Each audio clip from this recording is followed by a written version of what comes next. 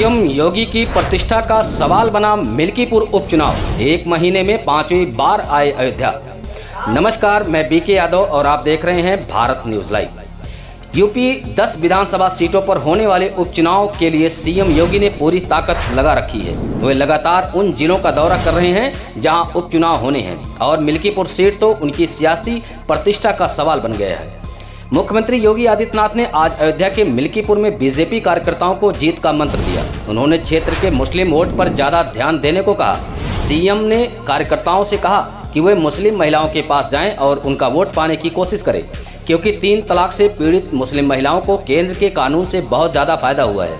इसके अलावा पीएम आवास और उज्ज्वल स्कीम से भी मुसलमानों को लाभ मिला है। बता दें कि मिल्कीपुर से 2022 विधानसभा चुनाव में अवधेश प्रसाद ने बीजेपी के बाबा गोरखनाथ को हराया था। 2024 लोकसभा चुनाव में अवधेश प्रसाद ने फैजाबाद लोकसभा सीट पर बीजेपी सांसद लल्लू सिंह को हरा दिया। अब बीजेपी की कोशिश हर हाल में मिल्कीपुर का उपचुनाव जीतने की है। सीएम योगी ने यहां उपचुनाव जिताने की कमान खुद संभाल रखी है।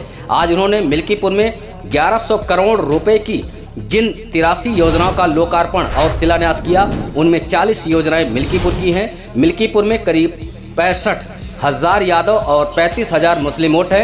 अब बीजेपी की कोशिश सपा के मुस्लिम वोट बैंक में सेंध लगाने की है। मिलते हैं अगली खबर में, तब तक बने रहिए हमारे भारत न्यूज लाइव के साथ। ऋषि मुनियों संतों की परंपरा से जुड़े हुए इस क्षेत्र को कोटि कोटि नमन करते हुए आप सभी को मैं आज अभिनंदन सरकार की 1005 करोड़ रुपए की इन परियोजनाओं की सौगात के लिए हृदय से बधाई देता हूं। आप सबको मैं अभिनंदन करता हूं। बहनों और भाइयों, अच्छी सरकार होती है तो विकास लेके आती है, सुरक्षा लेकर के आती है, शांति और सौहार्द का माहौल बनाती है, युवाओं के लिए रोजगार की संभावनाओं को आगे बढ़ाती है, बिना भेदभाव के विकास के कार्यों को हर गांव गरीब के घर तक पहुंचाने का कार्य करती है। गरीब कल्याणकारी योजनाओं को बिना भेदभाव के हर गरीब तक, हर किसान तक, हर नौजवान और हर महिला तक पहुंचा करके उनके चेहरे पर खुशहाली लाने का कार्य करती है। और भारतीय जनता पार्टी ने प्रधानमंत्री मोदी जी के विजन के अनुरूप उनके नेतृत्व में पिछले 10 वर्षों के अंदर विकास के कार्यों को इसी द्रुत गति से आगे बढ़ाने का कार्य किया है। बहनों और भाइयों, उत्तर प्रदेश आज जो विकास की दौड़ में देश के आर्थिक विकास का ग्रोथ इंजन बनकर के उभरा है। याद करिए 2017 के पहले यही उत्तर प्रदेश भारत के विकास का बैरियर माना जाता था। उत्तर प्रदेश के नौजवानों के सामने, उत्तर प्रदेश के नागरिकों के सामने पहचान का संकट तत्कालीन सरकार ने खड़ा किया था। अराजकता उत्तर प्रदेश में चरम पर थी। विकास की योजनाओं में भेदभाव होता था, महापुरुषों का अपमान होता था। हमने पिछले 7-7.5 वर्ष में भारतीय जनता पार्टी की डबल इंजन सरकार ने विकास के कार्यों को द्रुत गति से आगे बढ़ाया। आज आपको 4 लेन की सड़कें दिखती होंगी, 2 लेन की सड़कें दिखती होंगी, गांव की बेहतर कनेक्टिविटी दिखती होगी, गांव और मजरे में बिजली भी और पानी की भी व्यवस्था आज आपको दिखती होगी। बिना भेदभाव के हर गरीब को एक आवास उपलब्ध होते हुए आपको देखना होगा। हर गरीब के घर में शौचालय बनाने का कार्य उत्तर प्रदेश के अंदर 2 करोड़ 62 लाख परिवारों को एक शौचालय देने का कार्य इन 7.5 वर्ष के अंदर किया गया। तो 56 लाख गरीबों के एक आवास भी बने। 1,20,000 मजरों तक बिजली पहुंचाई गई, तो 1,56 लाख से अधिक परिवारों को फ्री में बिजली के कनेक्शन भी दिए गए। 1,83 लाख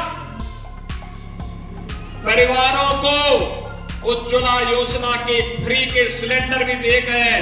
और इसी अयोध्या में हमने घोषणा की थी कि होली और दीपावली में फ्री में भरा हुआ सिलेंडर भी इन परिवारों को उपलब्ध करवाने का कार्य करेंगे।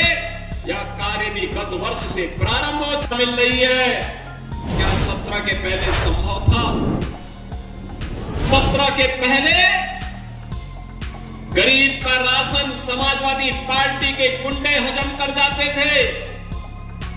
किसी गरीब को राशन नहीं मिलता था।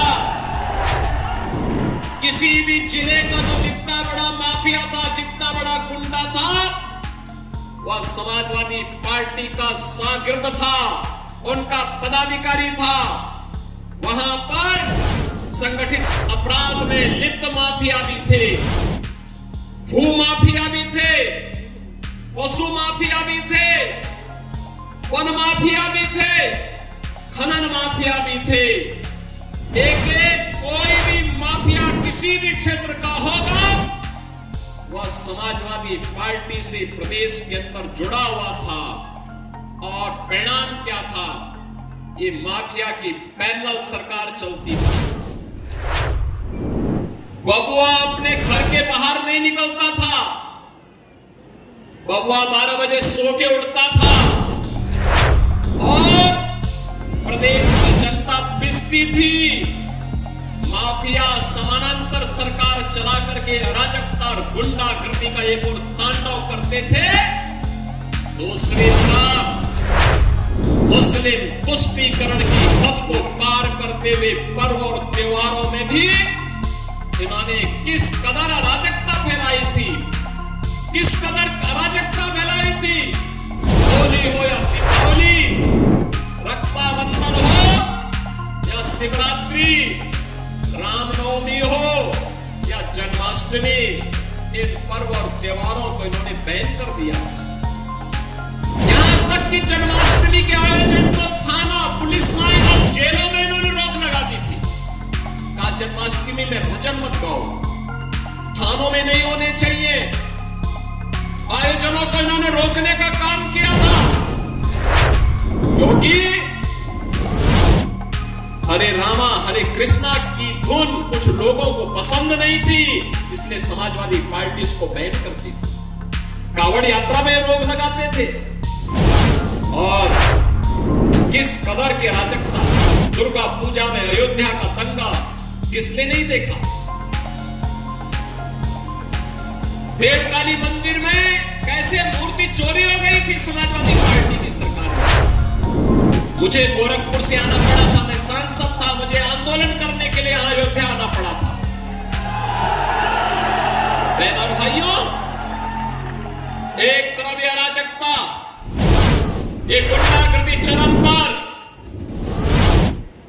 समाजवादी पार्टी की सरकार के समय गरीबों का राशन लूटते थे, गौ हत्या करवाते थे, गौ तस्करी ये लोग कराते थे, वनों के अवैध कटान कराते थे, जमीनों पर कब्जा करवाते थे। अराजकता चरम पर इनके समय में थी। और आज भी समाजवादी पार्टी के नेताओं को वही दौरे याद आते हैं, कैसे जमीन पे कब्जा करते थे। आज जमीनों पे कब्जे हट चुके हैं।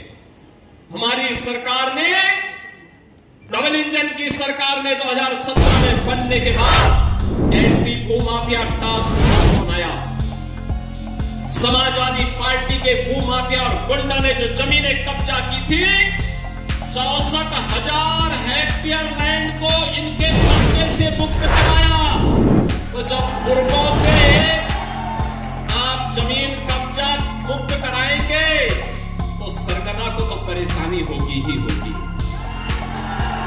और सरगना आज इसीलिए बार बार बोलता है कि अयोध्या में जमीन घोटाला हुआ है। मैं उनको बताना चाहता हूं, अयोध्या में जमीन घोटाला नहीं हुआ है। 1700 1700 करोड़ रुपए अकेले अयोध्या में जमीन का यहाँ पे मुआवजा बांटा गया। 1700 करोड़ रुपए केवल यहाँ के किसानों को मुआवजा बांटा गया है। अयोध्या के अंदर हमारी सरकार ने बांटा है। एक भी व्यक्ति ये नहीं कह सकता कि कहीं जमीन में कोई घोटाला हुआ है। जिस अयोध्या को राम भक्तों के लहू से इन्होंने सींचने का काम किया था, जिस अयोध्या के बारे में कहते थे कि अयोध्या में परिंदा भी पर नहीं मार सकता, आज अयोध्या आपने देखा होगा 22 जनवरी से लेकर के अब तक 3 करोड़ से अधिक श्रद्धालु अयोध्या धाम में भगवान राम लला के दर्शन कर चुके हैं। बहनों और भाइयों, अयोध्या का दीपोत्सव, अयोध्या के मंदिरों में, अयोध्या के घाटों में जब दीप जलते हैं तो परेशानी 2 लोगों को होती है, एक सपा मुखिया को और दूसरा पाकिस्तान। इन्हीं 2 लोगों को परेशानी होती है, क्योंकि इन्हें मालूम है कि अयोध्या में चलने वाला एक दीप अयोध्या ही नहीं प्रदेश और देश को तो रोशन करेगा, लेकिन जो मानवता के लिए कैंसर बन चुका है पाकिस्तान, इसका नेस्तनाबूद भी करने की सामर्थ्य रखता है। लेकिन परेशानी पाकिस्तान भारत का दुश्मन है, उसको तो होती है, लेकिन अपनी हिंदू विरोधी मानसिकता के लिए जाने जाने वाली समाजवादी पार्टी को भी परेशानी होने लगती है, क्योंकि अंधेरे में रहने के अभ्यस्त है, डकैती मांगते हैं, तो अंधेरा इनको चाहिए, इसलिए इन्होंने सर्वत्र यही काम किया है। बहनों और भाइयों, अगर अयोध्या के विकास के बारे में आप देखेंगे, जिस अयोध्या को इन्होंने बिजली से वंचित किया था, जिस अयोध्या को इन्होंने विकास से वंचित किया था, आज उस अयोध्या में डबल इंजन की भारतीय जनता पार्टी सरकार ने 30,000 करोड़ रुपए की परियोजनाओं की सौगात की है। 30,000 करोड़ रुपए की। इतना विकास कांग्रेस के 60 वर्ष के कार्यकाल में नहीं हुआ। इतना विकास